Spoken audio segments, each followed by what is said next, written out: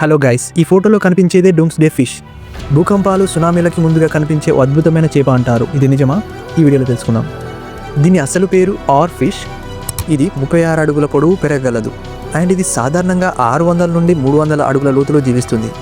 అయితే దీన్ని జపాన్లో సముద్ర దేవుని దూత అని పిలుస్తారు. అయితే దీన్ని భూకంపాలకి ముందు కనబడే చేప ఎందుకంటారంటే 2011 జపాన్ సునామీకి ముందు అనేక డూమ్స్డే ఫిష్లు తీరానికి వచ్చాయి. అయితే అప్పుడు సైంటిస్టుల అభిప్రాయం ఏంటంటే భూకంపాల ముందు భూమి లోపల రసాయనిక మార్పులు జరుగుతాయి అండ్ ఇవి సముద్ర జీవులని ఎఫెక్ట్ చేస్తాయి. కానీ ఇది సైంటిఫిక్గా నిరూపించలేదు.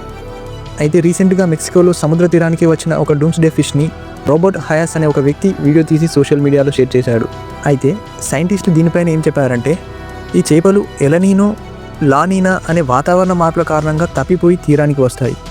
సముద్రంలో ఉష్ణోగ్రత మార్పులు అండ్ ఆక్సిజన్ స్థాయిలు కూడా తగ్గవచ్చు.